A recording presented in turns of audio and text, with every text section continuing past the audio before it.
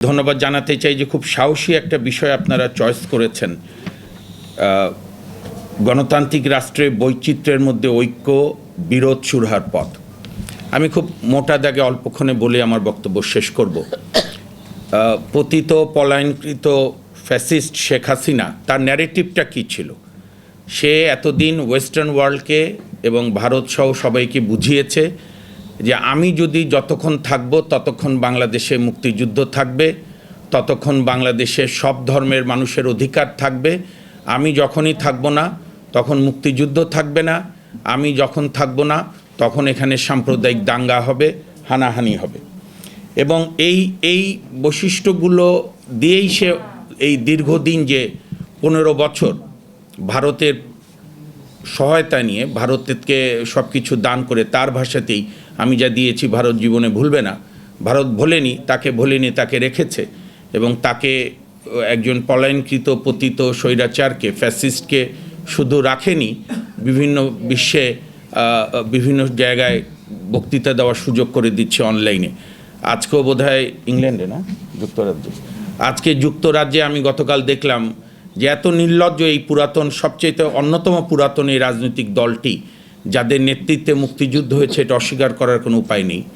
তো সেই দলটি ইংল্যান্ড শাখায়, সেখানে নাকি সভ্য দেশে থাকলেও তো মানুষজন একটু সভ্য হওয়ার কথা দেখে দেখে, তো সেইখানে তারা অনুষ্ঠানে লিখেছে প্রধানমন্ত্রী শেখ হাসিনা এমপি প্রধান অতিথি। এই হচ্ছে বাংলাদেশ আওয়ামী লীগের এখন পর্যন্ত।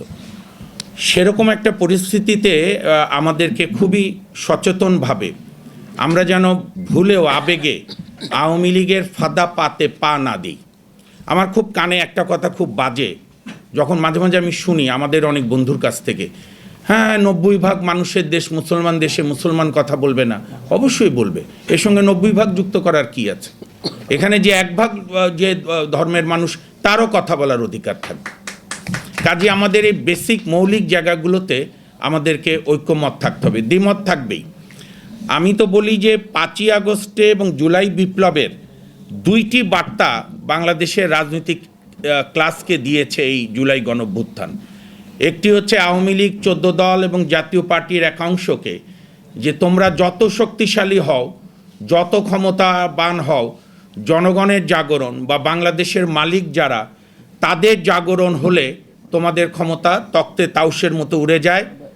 এবং পালানো আপনি দেখেছেন কি? আমার তো বিশ্বাস যে গিনিজ বুকে নাম লেখা থাকবে এবারকার পালানো।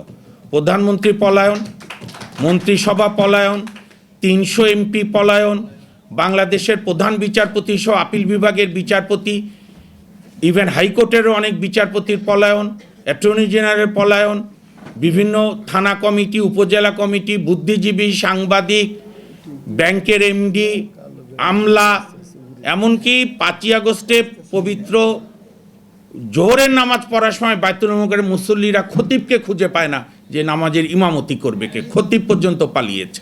তো এত নির্লজ্জ পালানোর পরও তারা যে কথা বলে, আমি আমাদের জননেতা কমরেড সাইফুল ভাই আছেন, আমাদের সবার অত্যন্ত প্রিয় মানুষ।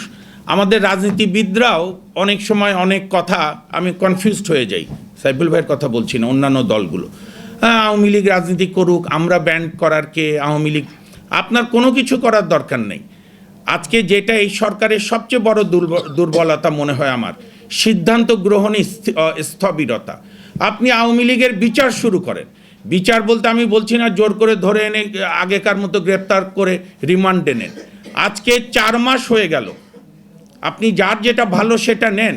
111-এর পরে তো 3 দিনের মধ্যে আপনাদের মনে থাকবে দুদকের সংস্কার হয়েছিল, দুদকের চেয়ারম্যান হয়েছিল হাসান মসুদ। প্রথম দিনই বলেছিল আরেকজন আব্দুল মতিন, আমরা চুনোপুটির ব্যবসা করব না। এবং এটা তো অস্বীকার করতে পারবেন না যে বাংলাদেশে প্রথম 111-ই আমরা দেখেছি সবচেয়ে বড় রাজনৈতিক দলের নেতা কর্মীরা, নেতারা, ব্যবসায়ীরা গ্রেপ্তার হয়েছে। পরে বিচার নানা কারণে হয়নি, সেটি আরেকটা ব্যর্থতা, আরেক আলোচনা।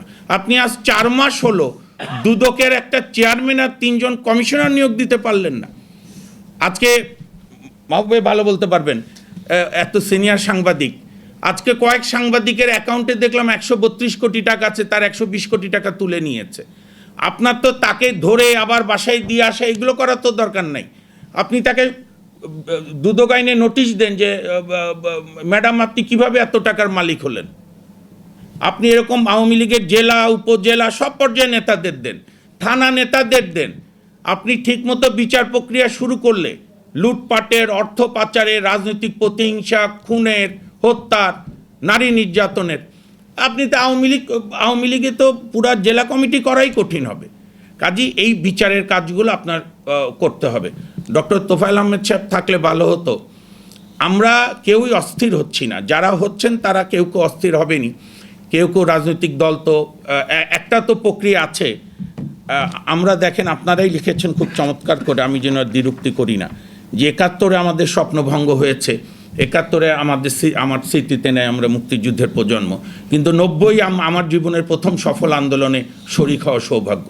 এই প্রেস ক্লাব থেকে, সাইফুল ভাইয়ের মনে থাকার কথা, এই প্রেস ক্লাবে ৭ ডিসেম্বর থেকে ১৬ই ডিসেম্বর পর্যন্ত, আপনারা যারা ওই সময় ছিলেন, আপনার ১২ দিন ব্যাপী বিজয় উৎসব পালন হচ্ছিল, সাংস্কৃতিক ব্যক্তিত্ব, রাজনৈতিক ব্যক্তিত্ব সহ। সবাই ওয়াদা করেছিল যে আর যাই হোক রাজাকারদের মতো এবার আর এরশাদের কাউকে নেওয়া হবে না। আমরা এটা ধরে রাখিনি। ৯৬-তে আওয়ামী লীগ ক্ষমতা গ্রহণ করেছে জাতীয় পার্টিকে নিয়ে, ৯৯ সালে বিএনপি ঐক্য করেছে জাতীয় পার্টির সঙ্গে। কাজী বাংলাদেশের মানুষ কেন সংস্কারের বিষয় এই সরকারের কাছেই বেশি দাবি করে? কারণ আমাদের পূর্ব অভিজ্ঞতা খুব নির্মম।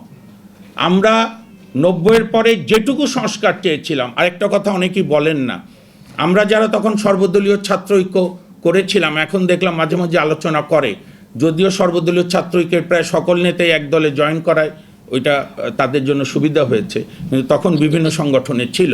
মানে আমি বলছি ছাত্র ঐক্যের সব ছাত্র সংগঠনের তদানীন্তন সভাপতিরাই এখন একটা দলে গিয়ে জয়েন করেছে, তো সেটি আলাদা কথা।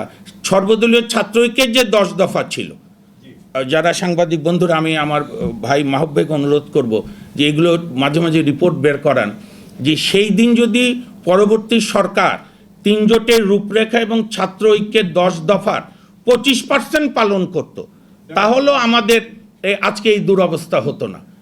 যেটা আমি বলছিলাম যে এবারকার গণঅভ্যুত্থান আরেকটা ইঙ্গিত দিয়েছে না, পরিষ্কার বলেছে লাউড অ্যান্ড ক্লিয়ারলি, যে আমরা কোনো ব্যানারে নামলাম না। ২৮ অক্টোবর অনেক বড় সমাবেশ সমস্ত দল করেছিল, কিন্তু ব্যাপক জনগণ সেদিন নামেনি, ২৮ অক্টোবর ২০২৩। কিন্তু এবারকার আপনার সেই উদ্ধৃতিগুলো বলেন, আমার সেই বোনের উদ্ধৃতি, সামনে স্বাধীনতা পিছনে পুলিশ, আমি স্বাধীনতা বেছে নিলাম। কিংবা ধরেন উত্তরার সেই কাঁঠাল বিক্রেতা আমার বোন, যে দিনে 3টা কাঁঠাল বিক্রি করে সংসার চালায়, ৩-৪ দিন তার বাড়িতে চুলো জ্বলেনি, সে বলেছে না হোক আমরা না খেয়ে থাকবো, তবু আমি আমার ছেলে মেয়েদের কাঁঠাল খাওয়াচ্ছি। ওই যে কাঁঠালের কোয়া বের করে পলিথিন ব্যাগে ব্যাগে ছোট ছোট করে ওই মহিলা ছুটে বেরিয়েছে। সে তো আর অ্যাডভাইজারও হতে চায় না, সে এমপি হতে চায় না। সে কি চায়? সে কি চায় ক্ষমতার পালাবদল? সে চায় রাষ্ট্র যাতে মিনিমাম গণতান্ত্রিক হয়, যাতে সবার কথা হয়। এবং আমাদের আরও একটা আপনার প্রবলেম আছে এ প্রসঙ্গে।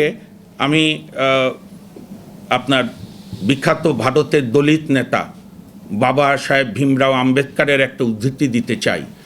উনি বলেছিলেন, ভারতের সংবিধান প্রণয়ন কমিটির চেয়ারম্যান, যে গণতন্ত্রের পতন শুরু হয় তখন যখন রাজনৈতিক দলের নেতাকর্মীরা তাদের সর্বোচ্চ নেতৃত্বকে ভালোবাসা সম্মানের পরিবর্তে পূজা শুরু করে, প্রভু মনে করে, দেবদেবী মনে করে, কদমবুচি বা সালাম করে, সেখান থেকেই পতন শুরু হয়। আমাদের রাজনৈতিক নেতাকর্মীদের বড় বড় দলগুলোর এখনও তো তারা কোনো নেতাকে প্রশ্ন করা শিখেছে বলে আমার মনে হয় না। এবং আমি শেষ করে দেই, বেশিক্ষণ নেব না। আপনি ছবি সরানোয়, শেখ হাসিনার ছবি ভাঙায়, বঙ্গবন্ধুর ছবি সরায় আপনি শান্তি পেতে পারেন, কিন্তু ফ্যাসিবাদের বৈশিষ্ট্যগুলোকে যদি না সরান বারবার ফিরে আসবে। ফ্যাসিবাদের বৈশিষ্ট্য কি? একটা কাল্ট ফিগার, অর্থাৎ এক নেতাই সব, এক নেতার নেতৃত্বেই সব হয়েছে। আরেকটা নেতা যিনি সব, যার মাথা থেকে সব বুদ্ধি আসে, যেই সব কিছু বুঝতে পারে। আরেকটা হচ্ছে মিডিয়া অনুগত, বিচার বিভাগ অনুগত, আর সমস্ত পেশাজীবী সংগঠন, সমস্ত পেশার, অর্থাৎ ঝাড়ুদার কমিটি থেকে শুরু করে supreme court bar committee, press club, সহ ডাক্তারদের সংগঠন, ইঞ্জিনিয়ারদের সংগঠন সব আমার অনুগত হতে হবে। আমার পায়ের কাছে গিয়ে মিউ করবে, আমি এখান থেকে নমিনেশন দেব। স্বাধীনভাবে কোনো সংগঠনকে দাঁড়াতে দেয় না ফ্যাসিবাদ। আমরা যেন সেই বৈশিষ্ট্য থেকে বেরিয়ে আসি। এই জন্যই আজকের এই আলোচনা অত্যন্ত